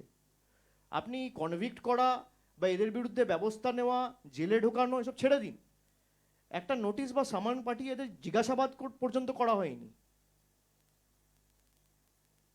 আমি বিজেপিতে গেলে ধোয়া তুলসী পাতা, আর যদি না যাই আমি দুর্নীতিগ্রস্ত। তো সত্যের জয় হয়েছে, আমি স্যালুট জানাই ওই রাউজ এভিনিউ কোর্টের জাজকে। আচ্ছা, একটা ছোট প্রশ্ন ছিল, একটা অন্য প্রসঙ্গে আমরা চলে এলাম এই প্রশ্নের পরিপ্রেক্ষিতে। আগের যে বিষয়টি নিয়ে আমাদের আলোচনা হচ্ছিল, আপনি প্রায় দীর্ঘক্ষণ সাংবাদিক সম্মেলন করলেন, যে আশঙ্কাগুলো করা হচ্ছিল সেই আশঙ্কাগুলোর জায়গায় এসে আমরা এখন এই মুহূর্তে দাঁড়িয়েছি, এবং এই যে 60 লক্ষ বিচারাধীন যে নাম, তার সম্পূর্ণ করতে গেলে আপনি যে কথাটা বলছেন যে 3-4 মাস লাগবে, সেক্ষেত্রে দাঁড়িয়ে তাহলে কি আমরা ভোট পিছিয়ে যাচ্ছে এই আশঙ্কা করে সেটা- নেব, নাকি পুরনো লিস্টে ভোট হোক সেই দাবি তোলা না, হবে? সেটা তো আপনাদের আমি তরফ বলতে থেকে? পারি না। আমরা আমাদের কথাটা প্লেস করতে পারি যেহেতু মামলা সাবজুডিস, বাকি সিদ্ধান্ত সুপ্রিম কোর্টের। সুপ্রিম কোর্টে আমরা বলতে পারি যে কোনোভাবে তাহলে যারা অমীমাংসিত রয়েছে তাদের ভোটার রাইটস দেওয়া হোক বা কিছু একটা করা হোক, সেই প্রেয়ার তো আমাদের থাকবেই। বা কোনো মতে আগামী 20 দিনের মধ্যে, 15 দিনের মধ্যে, 10 দিনের মধ্যে যবেই ভোট ঘোষণা হবে তার আগে এই 60 লক্ষ কেস ক্লিয়ার করা হোক। তো আমাদের তো দাবি এই থাকবে যে যারা যোগ্য, এটা তো সবাই যোগ্য, এরা ইনিউমারেশন ফর্ম ভরেছে এবং এদের ন্যাশনালিটি এস্টাবলিশড, নাগরিকত্ব নিয়ে কোনো প্রশ্ন নেই। এবার কারোর হয়তো দাদুর সাথে বয়সের ফারাক, বাবার সাথে বয়সের ফারাক, পদবিতে সমস্যা, এই কারণে তাদেরকে অমীমাংসিত বা বিচারাধীন ক্যাটেগরিতে জোর জবরদস্তি ঢুকিয়ে দেওয়া হয়েছে। কিন্তু এটা তো ঢুকিয়ে দেওয়া মানে এই না যে তাদের ফান্ডামেন্টাল রাইট বা ইলেকটোরাল রাইট আমি কেড়ে নেবো। যে করে হোক আমরাও চেষ্টা করব, আর না হলে আমরা শেষ দেখে ছাড়বো, মানুষের কাছে যাব। একদিকে যেমন তৃণমূল সুপ্রিম কোর্টেও লড়বে, মমতা বন্দ্যোপাধ্যায় রাস্তাও থাকবে। Sir, just trying to understand, মানে what is the way ahead? আমরা এখন একদম কনফিউজ যে ইলেকশন কমিশন যদি ইলেকশন অ্যানাউন্স করে দেয়, সুপ্রিম কোর্ট একবারও বলেনি যে ইলেকশন হতে পারে না। সুপ্রিম কোর্ট বলেছে will not be creating any impediment in the SIR work. Supreme Court এটাও বলেনি যে এসআইআর না হওয়া পর্যন্ত ইলেকশন অ্যানাউন্স হতে পারে না। যদি এর মাঝখানে ইলেকশন অ্যানাউন্স করে দেয়, দেন হোয়াট হ্যাপেন্স? এর মাঝখানে যদি ইলেকশন অ্যানাউন্স করে দেয় তাহলেও সুপ্রিম কোর্ট যাওয়ার আমার রাইট আছে। সুপ্রিম কোর্ট ক্লিয়ারলি বলেছে যে কেসগুলো আন্ডার অ্যাডজুডিকেশন রয়েছে তাদের সাপ্লিমেন্টারি লিস্ট তোমাকে পাবলিশ করতে হবে। It can be partly, it can be fully. তো তুমি যদি পার্টলি পাবলিশ করো ইলেকশনের আগে তাহলে ওয়েল অ্যান্ড গুড, আর যদি না করো তাহলে সুপ্রিম কোর্টকে আমি জানাবো, পরবর্তী সিদ্ধান্ত সুপ্রিম কোর্টের। মানে আমি আমার কথা প্লেস করতে পারি, সুপ্রিম কোর্ট কি করবে কি না করবে, আর যেখানে যেখানে বাদ গেছে মানুষের কাছে যাবো, বিচার চাইবো। আমাদের যাওয়ার তো দুটো, সাধারণ মানুষ যদি বিপদে পড়ে যাওয়ার তো 2-3টেই রাস্তা, হয় মানুষের কাছে যাও ডেমোক্রেসিতে, নইলে তুমি পার্লামেন্টে যাও, নইলে তুমি সুপ্রিম কোর্টে যাও। এই তো রাস্তা, হয় কোর্টের কাছে বিচার চাও, নইলে তুমি পার্লামেন্টে কোনোভাবে বিচার চাও, বা রাষ্ট্রপতির কাছে চাও, নইলে মানুষের কাছে চাও। এখানে যারা সুপ্রিম কোর্টের যে নির্দেশ দেওয়া হয়েছে সেই নির্দেশও মানা হচ্ছে না। জুডিশিয়াল অফিসারদের যে এসওপি তৈরি করা হয়েছে, সুপ্রিম কোর্টের আদেশ কোথাও নেই যে জুডিশিয়াল অফিসারদের এসওপি তৈরি করবে ইলেকশন কমিশন। এই কারণেই দেরিটা হচ্ছে। এগুলো আমরা সুপ্রিম কোর্টেও বলবো, তারপর যা সুপ্রিম কোর্ট রায় দেবে সেটা মেনেই আমাদের কাজ করতে হবে।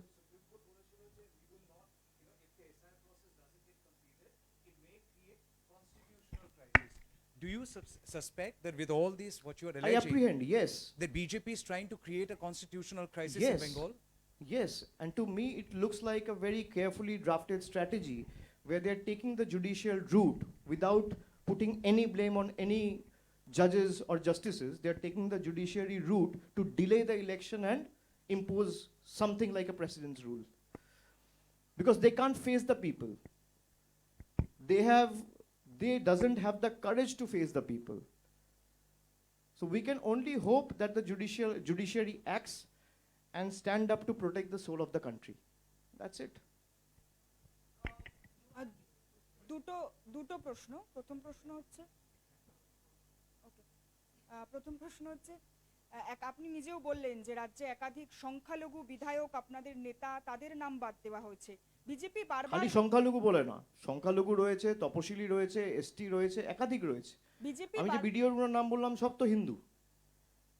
আমি যে বিধানসভাগুলো আপনাকে দিলাম সেখানে বিজেপি কোথাও 18,000-20,000 ভোট পেয়েছে। 18,000-20,000 ভোট মানে 8-10% ভোট। এবার যেখানে আমি 10% ভোট পেয়েছি 2,000 কোটি টাকা, 2,500 কোটি টাকা খরচা করে, হাজার হাজার কোটি টাকা, নেতারা এসছে গেছে, টাকার পর টাকা ঢেলেছে, তারপর 20,000-22,000 ভোট, 18,000 ভোট একটা বিধানসভায়। তা প্রতিহিংসা পরায়ণতার এটা একটা নিদর্শন যে এক একটা বিধানসভা থেকে 75%, 80% নাম আন্ডার অ্যাডজুডিকেশনে পাঠিয়ে দেওয়া। না, বিজেপি বারবার তো বলেছে যে সংখ্যালঘু এলাকায় বেশি করে নাম বাদ যাবে, এই আশঙ্কা বিজেপির একাধিক নেতার গলাতেও শোনা গিয়েছে। আপনার কি মনে হয় কোথাও গিয়ে বিজেপির কথাতেই নির্বাচন কমিশন এই এটা আশঙ্কা নয়, এটা টার্গেট, এটা বিজেপির আদেশ। নির্বাচন commission was the implementing authority, target setting authority তো বিজেপির নেতারাই। তো আমি দেখালাম আপনাকে, এটা কি আমার গলা? আচ্ছা 1,10,000 তো বলছে, 1,10,00,000 তো বলছে না, 1,15,00,000 বলছে না, 75 লক্ষ বলছে না, 50 লক্ষ বলছে না, 60 লক্ষ বলছে না, 2 কোটি বলছে না, 2.5 কোটি বলছে না, বলছে কি 1,25,00,000। আর আজকের লিস্ট 1,24,00,000। এটা কাকতালীয়। তাহলে এরা যদি এত বড় অ্যাস্ট্রোলজার হয়, তাহলে এদের তো পলিটিক্যাল প্রেডিকশনগুলো ম্যাচ করা উচিত। কেউ বলেছিল লোকসভায় 35টা আসন পাবো, কেউ বলেছিল 200টা আসন পাবো, কেউ বলেছিল অমুক অমুক তারিখে এই হবে তাই হবে, একটাও তো ম্যাচ করছে না। যেখানে নির্বাচন কমিশন যুক্ত সেখানেই ম্যাচ করছে। তাহলে কি রেফারি ফিক্সড? আমার প্রশ্ন এটাই। দাদা এর বাইরে একটা প্রশ্ন করি। আমরা একটি সাক্ষাৎকারে দেখতে পেলাম সজল ঘোষ, সৌরভ গঙ্গোপাধ্যায় আমরা জানি যে বাংলার গর্ব এবং একই সঙ্গে অমর্ত্য সেন। সৌরভ গঙ্গোপাধ্যায় প্রসঙ্গে তিনি বলছেন দালাল এবং অমর্ত্য সেন প্রসঙ্গে বলছেন গুড ফর নাথিং। কার্যত এই বাঙালিদের এই শব্দ ব্যবহার করা কিভাবে ব্যাখ্যা করবেন? আপনি জিজ্ঞেস করবেন সৌরভ গঙ্গোপাধ্যায় যদি দালাল হয়, 2021 সালে অমিত শাহ দালালের বাড়িতে গেছিল কেন? কি দালালি ছিল? সজল ঘোষকে জিজ্ঞেস করবেন। এক পাশে দিলীপ ঘোষ আর শুভেন্দু অধিকারীকে নিয়ে সৌরভ গঙ্গোপাধ্যায় যদি দালাল হয়, তাহলে কি ঠেকা পড়েছিল দালালের বাড়িতে দেশের স্বরাষ্ট্রমন্ত্রী ছুটবে? তার কি দালালি ছিল? উত্তর উনি দিতে পারবেন, সজল ঘোষকে জিজ্ঞেস করবে। অমর্ত্য সেনের বিষয়ে তিনি বলছেন গুড ফর নাথিং। শুনুন, অমর্ত্য সেন নিয়ে তো বিজেপির একাধিক নেতা বলেছে, এরা তো এদের পেটে তো শিক্ষা দীক্ষা নেই। আমি তো বললাম অমর্ত্য সেনকে হিয়ারিং নোটিশ পাঠানো মানে দেশের নোবেল পুরস্কারটাও আন্ডার অ্যাডজুডিকেশন রাখা। রিচা ঘোষকে আন্ডার অ্যাডজুডিকেশন রাখা মানে একা মেয়েটা খেলে খেলে দলকে ফাইনালে নিয়ে গেছে। তার অবদান তো দেখেছি, কিভাবে জিতেছে। নভেম্বর, 3 মাস 4 মাস পুরনো ঘটনা। তার নামে আমাদের রাজ্য সরকার তরফ থেকে স্টেডিয়াম করা হচ্ছে। তাকে আন্ডার অ্যাডজুডিকেশন রাখা মানে দেশের তরফে যে ওয়ার্ল্ড কাপ ট্রফিটা জিতে যেত, সেই ওয়ার্ল্ড কাপ ট্রফিটাও তো আন্ডার অ্যাডজুডিকেশন রাখা। এখনো পর্যন্ত আপনার কাছে 243 জনের ফোন কল এসছে আপনি বললেন। এদের মধ্যে গত মাসে আপনার রণসংকল্প যাত্রায় আপনি বেশ কয়েকজন যারা বাস্তবে জীবিত কিন্তু কমিশনের খাতায় মৃত বলা হচ্ছে তাদেরকে হাজির করিয়েছিলেন বা দিল্লিও নিয়ে গেছিলেন। এই 243 বা আপনার তথ্য অনুযায়ী 1000 জন, এদের পাশে আপনি কিভাবে দাঁড়াবেন? 1000 জন বলছি না, আমি বলছি সংখ্যা বাড়তে পারে। এদের পাশে আপনি কিভাবে আগামী দিন দাঁড়াচ্ছেন? বা আমরা অলরেডি তাদের যা লোকাল সাপোর্ট দরকার, যেমন আমি ইতিমধ্যেই বললাম যে যাদের নাম বাদ গেছে এবং জীবিত রয়েছে তাদের প্রথমত ডিইওর কাছে অ্যাপিল করা এবং ফর্ম 6 অবশ্যই ফিল করে জমা দেওয়া, যাতে ফাইনাল লিস্টে তাদের নাম ওঠে। এবং সেক্ষেত্রে তাদের যা সাহায্য সহায়তা লাগবে আমাদের নির্দিষ্ট সে বিধানসভা বা সে পঞ্চায়েতের প্রধান হোক বা অঞ্চল সভাপতি হোক বা সেই বিধানসভার এমএলএ হোক, তাদেরকে বলা রয়েছে সেই মানুষগুলোকে সাহায্য প্রদান করার জন্য। এবং আমি নিজে তাদের খোঁজখবর রাখবো, তাদের কোনো চিন্তা করার কারণ নেই। এই সংখ্যাটা বাড়তে পারে, আমি বলেছি এই 243টা 1000ও হতে পারে, 10,000ও হতে পারে, 500ও হতে পারে। এখন তো একদিনও হয়নি, কালকে দুপুরের পর থেকে খবর আসা শুরু হয়েছে। আমি আজ সকাল পর্যন্ত যে লিস্ট পেয়েছি সেখানে 243 জনের নাম রয়েছে যারা জীবিত রয়েছে, হার্টি অ্যান্ড হেলদি। তাদেরকে দেখিয়ে দেওয়া হয়েছে মৃত। যেমন আপনি দেখবেন কালকে নৈহাটিতে আমাদের এক কাউন্সিলর, সেই কাউন্সিলর, তার মা, তার বাবা, 3 জনকেই দেখিয়ে দেওয়া হয়েছে ডেড। আর এটা তো ক্রিমিনাল অফেন্স। যারা কাজ করছে তারা ভাবছে যে আমরা পদে আছি, আমাদের বিরুদ্ধে কোনো মামলা হবে না। হবে, সব হবে। বিজেপি থাকবে না, দেশের সংবিধান থাকবে। যেদিনকে আপনি পদে থাকবেন না, এফআইআরও হবে, আপনাদের বিরুদ্ধে ব্যবস্থাও হবে। এসব টেম্পোরারি। তখন কোনো গুজরাটের নেতারা বাঁচাতে আসবে না, কারণ তাদের বিরুদ্ধেও মামলা হবে, তাদেরকেও টানা হবে। তারা যেভাবে দেশটাকে ছাড়কাড় করেছে নিজেদের স্বার্থ চরিতার্থ করতে, কাউকে স্পেয়ার করা হবে না। এবং মানুষই এদের অ্যাডজুডিকেশনে রাখবে। মানুষ তো ডেকেছে, বিজেপিকে তো সিঙ্গেল মেজরিটি দেয়নি, তারপর বিজেপির এই দম্ভ। তা এরাই যদি 300 সিট পেয়ে ক্ষমতায় আসতো তাহলে কি করতো? মানুষ বুঝুক। আর শেষ প্রশ্ন, একটা বিজেপি বাংলায় পরিবর্তন যাত্রা শুরু করেছে, কিভাবে সেটাকে আপনি দেখছেন? কি পরিবর্তন যাত্রা? তাদের একটা কর্মসূচি নিয়েছে তারা গোটা রাজ্য জুড়ে। গণতান্ত্রিক দেশ, যে যা ইচ্ছা তাই করতে পারে, যে কোনো মিটিং করতে পারে, করুক, অসুবিধা কি আছে? ও রথযাত্রা, আমি তো বাঙালি, সচরাচর আমরা আষাঢ় শ্রাবণ মাসে রথ হয় শুনেছি, ফাল্গুন মাসে রথ হয় শুনিনি। ফাল্গুন মাসে চৈত্র মাসে রথ হয় কোনোদিন বাপের জন্মে শুনিনি। তো যারা রথযাত্রা করবো তাদেরকে বলবো রথটা সযত্নে রাখবেন, তার কারণ উল্টো রথ করে আবার ওটা এখানেই ফিরে যেতে হবে।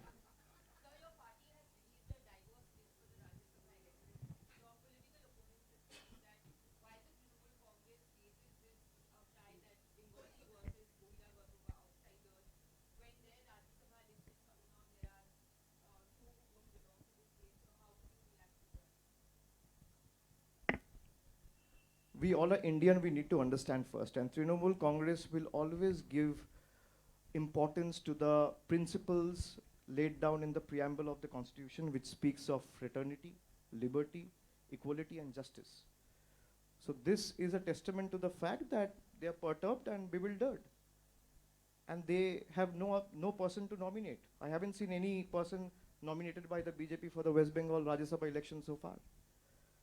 They should concentrate on their own organizational work and focus on the work they are doing, instead of trying to poke their noses in what Trinamool is trying to do and has done. Abhishek Bangla Jago channel আরো খবর paper থেকে চয়নিকা ব্যানার্জি। যেমন পরিবর্তন যাত্রার কথা উঠলো BJP, সেরকম পরিবর্তন যাত্রা শুরু হয়েছে এবং সেখানে তৃণমূল কংগ্রেসের দুর্নীতি প্রসঙ্গে একাধিক প্রচার করা হচ্ছে। যেখানে বাংলার জিডিপি রেট এত বেশি, সেখানে দাঁড়িয়ে যেভাবে বাংলার মনীষীদের সম্পর্কে বিজেপিরা ধারণা রাখেন না, তারা কি এ ব্যাপারেও কোনো ধারণা না নিয়ে এ রাজ্যে প্রচার করতে আসছে? যেখানে প্রধানমন্ত্রী বঙ্কিমচন্দ্র চট্টোপাধ্যায় সাহিত্য সম্রাটকে বঙ্কিমদা বলে, আপনি কি আশা করতে পারেন? এদের থেকে আশা করাই ভুল। এরা যা ইচ্ছা করবে। ওই যে বললাম রথযাত্রা, বাংলার কৃষ্টি সংস্কৃতি যায় না। রথে কারা চড়ে? রথে দেব দেবী ভগবানরা চড়ে।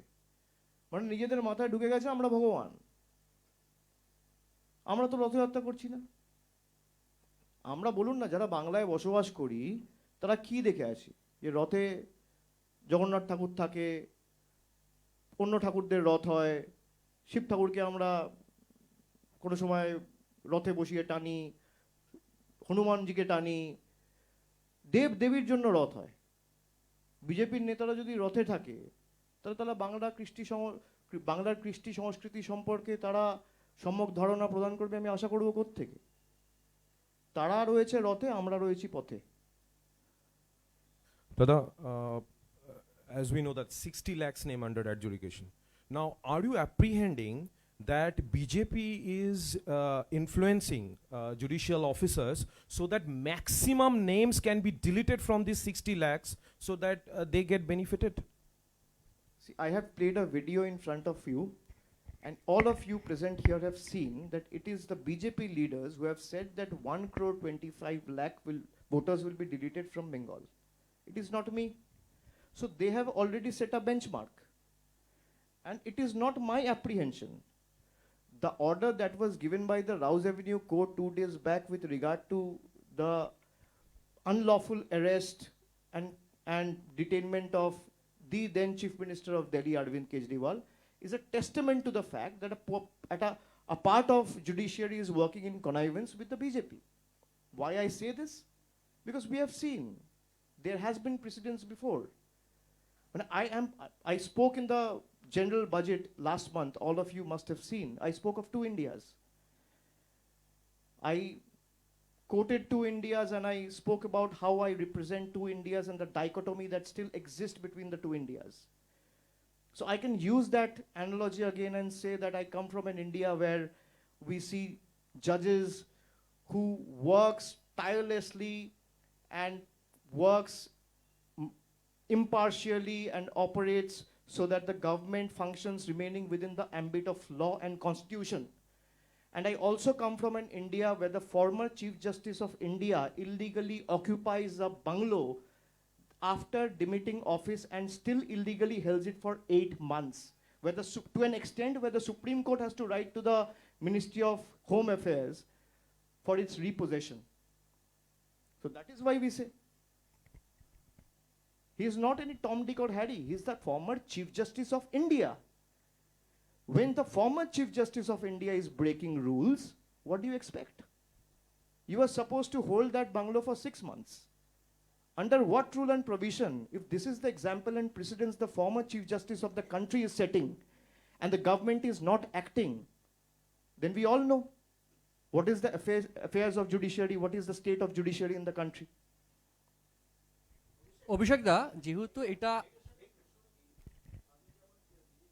বিজেপি নেতাদের ভিডিওগুলো দেখালেন যেখানে 1,20,00,000 টার্গেট, এই কিছু কিছু বিজেপি নেতারাই কিন্তু গত কয়েক মাসে বলেছেন যদি নির্দিষ্ট সময়ে এসআইআর সম্পন্ন না হয় তাহলে এই রাজ্যে নির্দিষ্ট সময়ে সরকার গঠিত হবে না, বিধানসভা তৈরি হবে না, তখন রাষ্ট্রপতি শাসন এখানে হবে এবং রাষ্ট্রপতি শাসনে নির্বাচন হোক। আমি তো সেটা বললাম, এরা মানুষকে ফেস করতে চায় না। যদি ভোটার লিস্টে কোনো রকম কোনো ত্রুটি থাকে তাহলে এই ভোটার লিস্টের নিরিখেই তো 24 সালে ভোট হয়েছিল। নরেন্দ্র মোদী সরকারের তো ন্যূনতম নীতি নৈতিকতা থাকলে নিজেদের পদত্যাগ করা উচিত। তারা মানুষকে অবৈধ বানিয়ে নিজেরা বৈধ শাস্তে চায়, এটাই তো তাদের দ্বিচারিতা। এরা কি রাষ্ট্রপতি শাসনে নিয়ে যেতে চাই? সেটা এরা বলতে পারবে। যে কোনো মুহূর্তে নির্বাচন হোক, আমরা মানুষের কাছে থাকি, মানুষের সাথে থাকি, মানুষের দরবারে থাকি 365 দিন, নির্বাচনের আগে পিছে নয়। এবং যখনই নির্বাচন হয়েছে কেন্দ্রীয় বাহিনী দিয়ে হয়েছে, নির্বাচন কমিশনের আন্ডারে নির্বাচন হয়েছে। যে কটা উপনির্বাচন হয়েছে কেন্দ্রীয় বাহিনী দিয়ে হয়েছে, 21-এর নির্বাচন, 24-এর লোকসভা নির্বাচন, প্রত্যেকটাই মানুষ আস্থা রেখেছে তৃণমূলের উপর। আগামী দিনও ব্যতিক্রম হবে না, তৃণমূলের ভোট শতাংশও বাড়বে, আসন সংখ্যাও বাড়বে। অভিষেক দা যেহেতু হিসাব মতো এটা নির্বাচনের সময়, নিশ্চয়ই আপনার দলেও প্রার্থী তালিকা নিয়ে আলোচনা শুরু হয়েছে, কিন্তু যেভাবে যে কয়েকজন সিটিং এমএলএকেও এই ওয়েটিং তালিকায় রাখা রয়েছে, এতে আপনারা প্রার্থী তালিকা চূড়ান্ত করতে সমস্যায় পড়বেন যতক্ষণ না জটিলতা তারা বেরিয়ে আসে। হ্যাঁ নিশ্চয়ই, যদি কেউ ভোটাধিকার প্রয়োগই না করতে পারে তার মানে তো বেসিক্যালি আপনি দেশের সিটিজেনই না। যেখানে আমি তো সেটাই বললাম যে ইলেকশন কমিশন বলে দিল যে ম্যাপিং লিস্টে আমার নাম উঠে গেছে, মানে ড্রাফট লিস্টে আমি ম্যাপড, মানে আমার নাগরিকত্ব নিয়ে কোনো প্রশ্ন নেই। তার মানে আর তার প্রমাণ রয়েছে আমাদের কাছে। আমি যখন বলছি প্রমাণ আছে, আমার হাতে প্রমাণ আছে। দরকার হলে জ্ঞানেশ কুমার আমার এগেনস্টে যদি মামলা করে আমি সুপ্রিম কোর্টের কাছে সে ডিজিটাল এভিডেন্স জমা দেবো। তাহলে আপনি জোর জবরদস্তিতে নাম কাটতে পারেন না।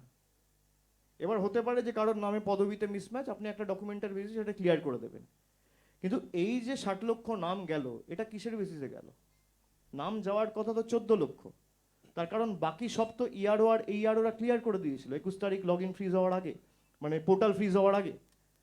তাহলে এই 46 লক্ষ নাম অ্যাডিশনাল কার অঙ্গুলি হলো না গেল, কে পাঠালো? এটা আমরা সুপ্রিম কোর্টে মেনশন করব। বাকি দেখা যাক, কোর্টে তো লড়াই চলছে রোজই।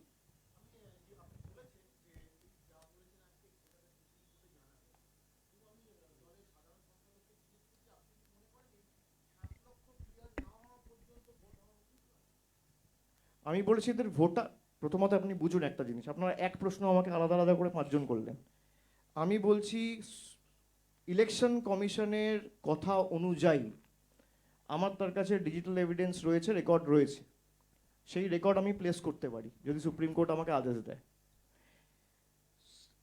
আমার ড্রাফট লিস্টে নাম বেরোনো মানে আমি দেশের নাগরিক, ঠিক আছে?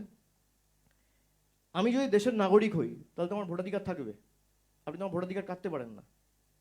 তাহলে আমার যদি কেস অমীমাংসিতও থাকে বা বিচারাধীনও থাকে, ভোটার রাইটস তো আমাকে দিতে হবে, because my identity, my nationality is established, my identity is under question. আমার ন্যাশনালিটি যদি এস্টাবলিশড হয়ে যায়, আমার ভোটার অধিকার আপনাকে দিতেই হবে, আপনি জোর জবরদস্তি কাটতে পারেন না। এটা চিফ ইলেকশন কমিশনার নিজে বলেছে। সুপ্রিম কোর্টে আমরা প্লেস করব, সুপ্রিম কোর্ট আমরা নিশ্চিত যে ইলেকশন কমিশনকে যা গাইডলাইন দেবার দেবে। Abhishek da, you did touch upon this point initially. আমি তাও একটু আরেকবার জিজ্ঞাসা করছি because I was seeking your reply in English. If you see the top 5 districts which has the highest number of adjudication cases, Murshidabad, Malda, Uttar Dinajpur, North 24 Pargana and South 24 Pargana. They're all Bangladesh bordering districts with high Muslim population. Do you see some sort of a scheme or trend after the list has come out and all these data has finally been made public?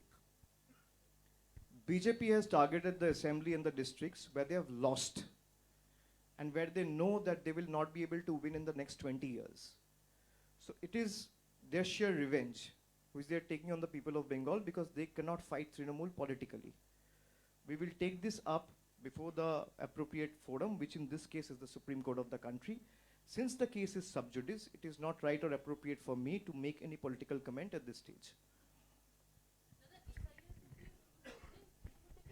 একাধিকবার আপনাদেরকে supreme কোর্টের দ্বারস্থ হতে হয়েছে, বারে বারে supreme কোর্টে, এমনকি চূড়ান্ত তালিকা যখন ভোটার তালিকা প্রকাশ হলো তারপরেও একাধিক অভিযোগ, সেগুলো নিয়েও আপনারা সুপ্রিম কোর্টে যাবেন। অন্যদিকে দেখা যাচ্ছে সুপ্রিম কোর্টও এর আগে বলেছিলেন বিচারপতি যে বারে বারে আসছেন যারা রয়েছেন অফিসিয়াল জুডিশিয়ালরা, তারা জানেন তাদের কি করতে হবে। পুরো বিষয়টাকে আপনি কিভাবে দেখছেন যে বারে বারে সুপ্রিম কোর্টের দ্বারস্থ হতে হচ্ছে একটা গণতান্ত্রিক রাষ্ট্রে? বিচার পেতে গেলে তো আমাকে লড়াই করতেই হবে, সেটা হাইকোর্টেও করতে হতে পারে, সুপ্রিম কোর্টেও করতে হতে পারে। দেশের তো এই দুরবস্থা, যেখানে নির্বাচন কমিশন আমরা কি এক্সপেক্ট করতাম, যে নির্বাচন কমিশন অলওয়েজ নিউট্রাল। আমরা টিএন সেশনের মতো লোকেদের দেখেছি যারা এই নির্বাচন কমিশন পরিচালনা করেছে, এসওয়াই কুরেশিকে দেখেছি।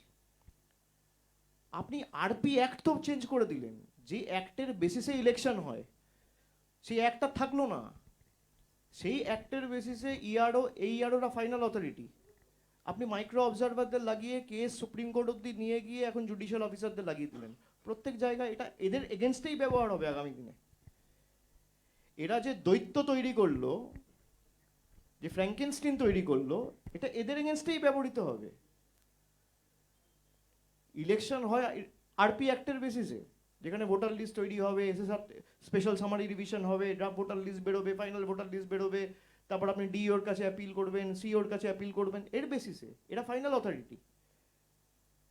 আপনি পুরো আরপি অ্যাক্টের পিন্ডি চটকে দিয়েছেন। তো আপনি কি আশা করেন এদের থেকে, যেটা কিভাবে করবে?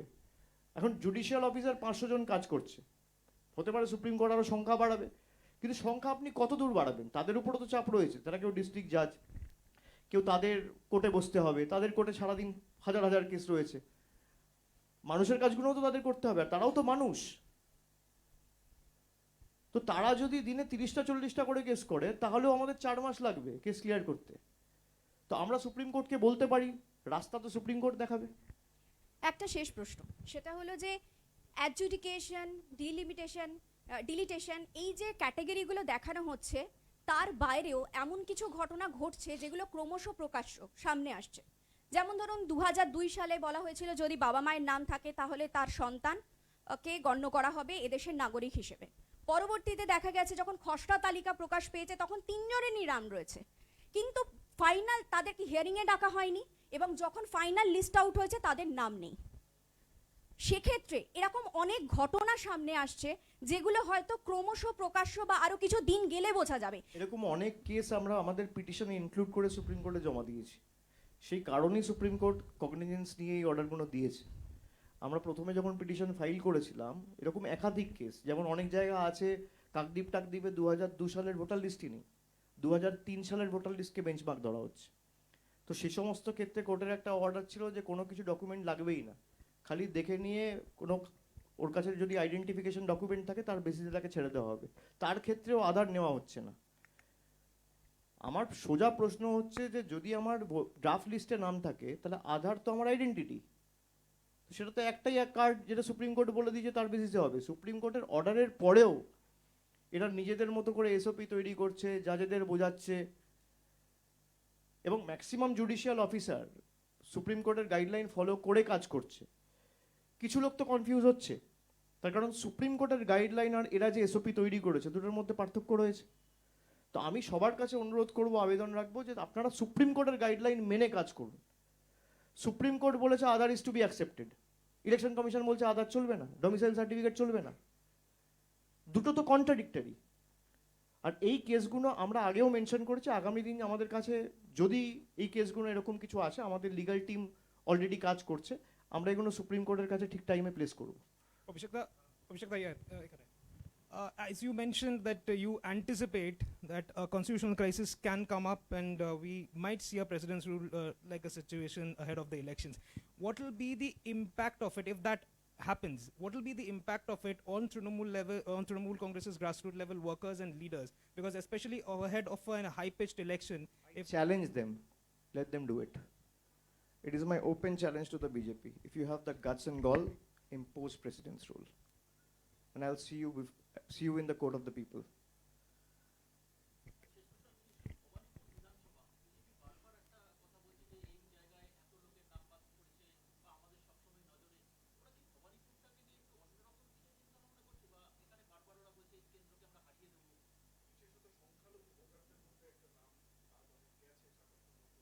মমতা বন্দ্যোপাধ্যায় মার্জিন আরও বাড়বে, যত করার করুক। এসব করে লাভ নেই। এসব ভাবছে যে 30,000 40,000, এখনো তো 1.5 লক্ষ নাম রয়েছে ভোটার লিস্টে। ভবানীপুরের ভোটার লিস্টে আমি যতদূর দেখছিলাম 1,58,000 না 1,60,000 নাম রয়েছে। 1 লক্ষ ভোট তো মমতা ব্যানার্জি পাবে, খুব কম করে হলে। যদি 80% পোল হয়, তাহলে 1,40,000 ভোট পড়লে 1 লক্ষ ভোট মমতা ব্যানার্জি পাবে। এরা 20,000 30,000 ভোট পাবে না। ওকে, আপনি বলেছেন যে বেছে বেছে সংখ্যালঘু মহিলা এবং এসসিদের নাম বাদ দেওয়া যাচ্ছে এবং তারা বিজেপিকে ভোট দেয় না। এই অংশ গত 1.5 দশক ধরে পশ্চিমবঙ্গে তৃণমূল কংগ্রেসকেই ভোট দেয়। এইটাকে মোকাবিলা করবেন কিভাবে? শুধু সুপ্রিম কোর্ট নাকি সাংগঠনিকভাবে মোকাবিলা? সাংগঠনিকভাবে তো তৃণমূল কংগ্রেসের BLA 2রা 5 মাস ধরে কাজ করছে, নইলে তো এরা অনেক আগে অনেক লোকের নাম বাদ দিয়ে দিত। আমি আপনাদের যে ভিডিওটা দেখালাম, এদের কৌশল কি ছিল? টার্গেট ছিল 1,25,00,000 নামের বাদ দেওয়া, অর্ধেক করতে পেরেছে। এবার অর্ধেক যেহেতু করতে পারেনি, একটা মরিয়া কামড় দেওয়ার চেষ্টা করছে। সেই কারণে 60 লক্ষ লোককে আন্ডার অ্যাডজুডিকেশনে দেখানো হয়েছে। এবার এরা চেষ্টা করবে কি করে হোক, যে করে হোক, 60 লক্ষ লোকের নাম বাদ দেওয়া হোক। এবার আমি আপনাদের উদাহরণস্বরূপ 5-7টা কেস বললাম, যেখানে এক একটা বিধানসভা থেকে 1.5 লক্ষ নাম আন্ডার অ্যাডজুডিকেশন দেওয়া হয়েছে। একটা বিধানসভার 90% ভোটার আন্ডার অ্যাডজুডিকেশন, এটা হতে পারে না। এটা যদি আমার পলিটিক্যাল রাজনৈতিক কোনো অভিসন্ধি বা ষড়যন্ত্র না থাকে, তো হবে না। আমরা এর জন্য তাদের যা গ্রাউন্ড সাপোর্ট লাগবে, আমাদের BLA 2দের বলা হয়েছে, আমাদের BLA 1দের বলা হয়েছে, MLA ব্লক সভাপতিদের বলা হয়েছে, জায়গায় জায়গায় তৃণমূল কংগ্রেসের ক্যাম্প ছিল। পরবর্তীকালে এদের যেখানে যা সহযোগিতা লাগবে, হিয়ারিং ভেন্যুগুলোতেও আমাদের লোকেদের বলা ছিল, হিয়ারিং ভেন্যুতে আমাদের লোকেরা উপস্থিত ছিল। যেখানে যার ডকুমেন্ট লাগবে, আমাদের সীমাবদ্ধ সামর্থ্য এখতিয়ার অনুযায়ী আমরা অ্যাসিস্ট করেছি। এবং এদের নিশ্চিন্তে থাকতে বলুন, আপনিই বলে দেবেন, আমি তো আপনাকে বলছি যে কারোর নাম বিজেপির যে বাবা চাক লিস্ট থেকে বাদ দিতে তৃণমূল দেবে না। তার কারণ, যদি ড্রাফট লিস্টে নাম উঠে যায়, আমার নাগরিকত্ব এস্টাবলিশড, আর আমার নাগরিকত্ব এস্টাবলিশ থাকলে আমার ভোটার রাইটও আমি পাবো। বিজেপি চাইবে, আমরা করতে দেবো না।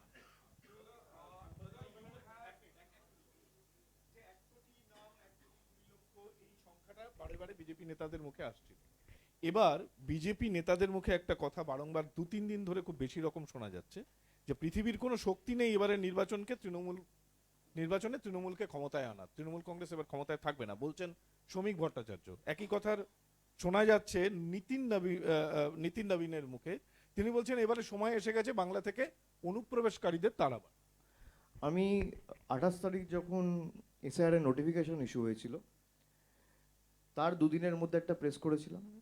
আমি বলেছিলাম যে আমার ওপেন চ্যালেঞ্জ বিজেপি নেতাদের কাছে, বড় বড় ভাষণবাজি গলা ফাটিয়ে মিডিয়ার কাছে লাভ নেই। আপনি যদি মানুষের উপর আস্থা ভরসা রাখেন, আপনি আমার চ্যালেঞ্জ অ্যাকসেপ্ট করুন। আমার চ্যালেঞ্জ কি? যে আপনি SIR করুন, FIR করুন, বিচার ব্যবস্থা ইউজ করুন, সংবাদ মাধ্যম ইউজ করুন, এজেন্সি ইউজ করুন, কেন্দ্রীয় বাহিনী ইউজ করুন, ইনকাম ট্যাক্স ইউজ করুন, ED ইউজ করুন, CBI ইউজ করুন, যা আছে ইউজ করুন। তৃণমূল কংগ্রেস আরও শক্তিশালী হবে মানুষের আশীর্বাদে।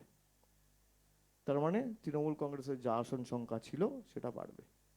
যদি না বাড়ে, আমি এদের কাছে প্রকাশ্যে ক্ষমা চাইব। আর যদি বাড়ে,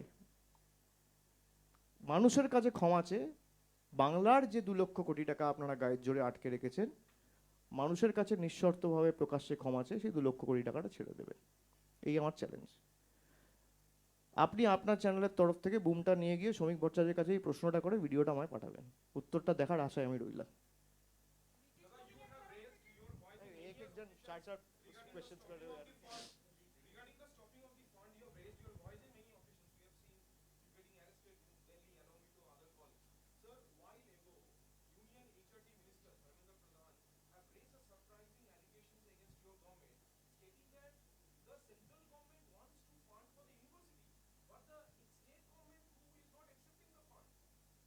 State government is not accepting the fund. Ask him to release the white paper. The PM also came and said that we have sent 40,000 crores to the state of West Bengal to give away houses. प्रधानमंत्री आवास योजना में 40,000 करोड़ रुपए दिया है. मैं तो 3 साल से white paper मांग रहा हूँ. भाई 40,000 करोड़ रुपए आया है तो उड़ के तो नहीं आएगा, बैंक के थ्रू आएगा. आप रिलीज कर दो व्हाइट पेपर, कोई मना तो नहीं कर रहा है. 100 दिन का कितना पैसा दिया है 5 साल में, व्हाइट पेपर रिलीज करो. आवास में आपने कितना पैसा दिया है 4 साल में, व्हाइट पेपर रिलीज करो.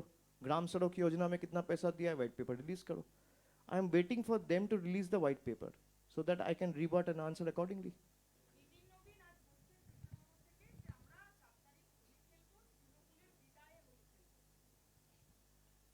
অনেক আবির কিনে রেখেছে, ইউজ হবে না.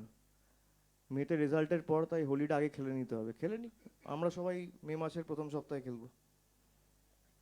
আমাদের তো সচেতন থাকতে হয়. হোলিতে অনেক দুর্ঘটনা ঘটে. যারা জনপ্রতিনিধি তারা হোলি খেলে না, তারা মানুষের সাথে থাকে, এলাকায় নজর রাখে, সব কিছু নজরদারিতে রাখে.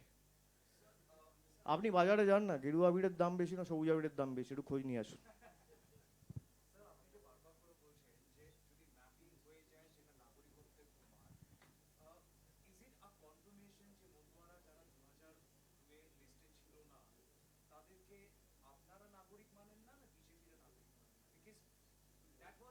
এটা আমার কথা না, আমি তোমাকে বারবার বলছি, this is as per the CEC. এটা চিফ ইলেকশন কমিশনের কথা. আমরা এসআইআর এর বিরুদ্ধে ছিলাম প্রথম দিন থেকে.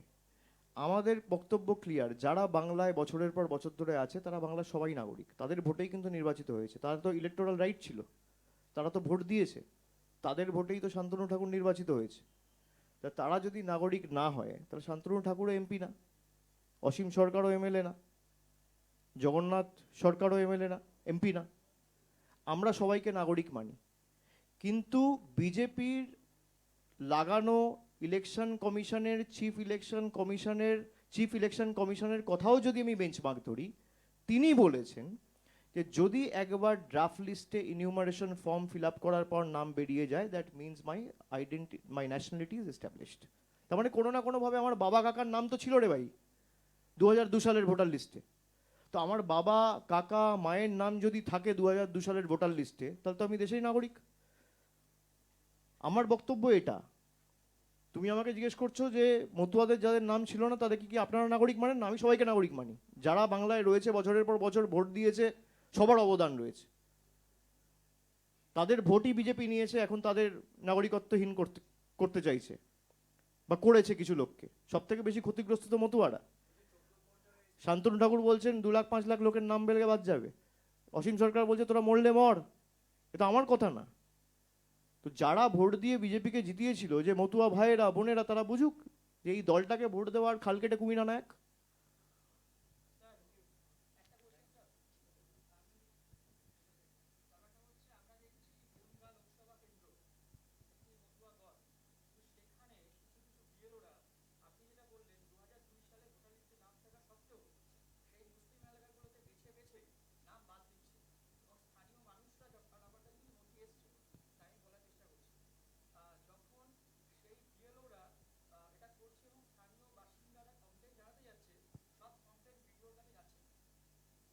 আপনার কাছে পার্টিকুলারলি কোনো নথি থাকলে আপনি আমাকে দিয়ে দিন.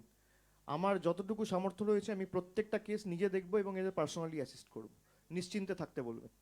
Thank you.